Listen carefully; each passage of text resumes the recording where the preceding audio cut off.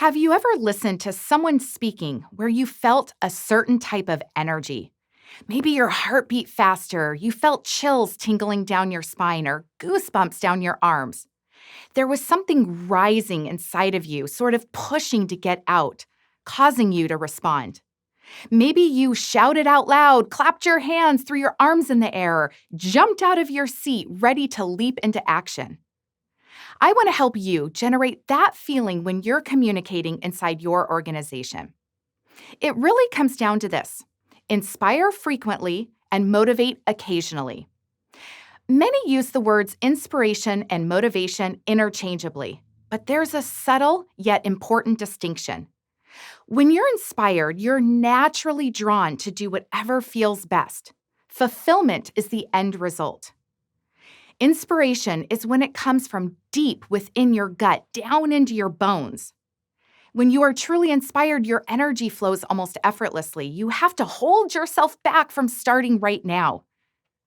Motivation, on the other hand, is when you're being pushed to achieving a goal, whether it's your own ego pushing you or an external force, such as a boss, a contest, or even music. When being motivated, it's pushing you to do something you may or may not care about. Most leaders believe they need to frequently motivate others into a course of action, but in doing so, they often undermine that person's intrinsic desire. And when they use rewards to motivate, that's when they can actually be demotivating. My vice president believed he needed to frequently motivate our sales team. He used contests as his main tool, which forced the sales team to compete against one another. These contests rarely worked and eventually became a tactic that the team despised.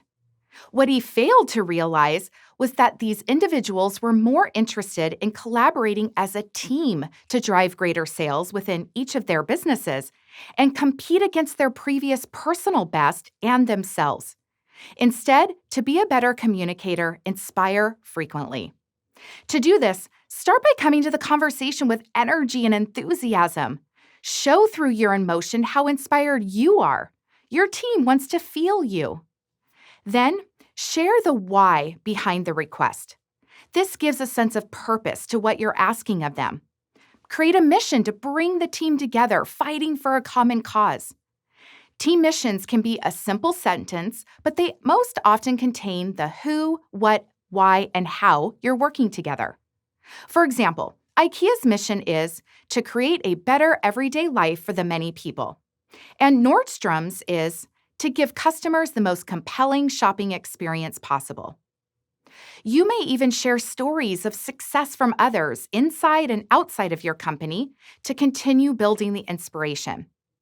Research found that people found stories of change inspiring because these stories highlight someone's effort. Typically, when people view someone else who is successful, the effort is invisible. But it's the effort that's inspiring, so share their stories. Now, for the occasional times when you must use motivation, be prepared. Not everyone is motivated in the same way. I found that some of my team members were motivated by money, others by putting them on collaborative projects, offering flexibility, or receiving days off. So today, schedule a meeting with each of your team members and ask, what motivates you? Don't forget, people may not always remember what you say, but they'll remember how you made them feel. Mastering the art of inspiring your team is an essential part of building your reputation and your skills as an effective leader.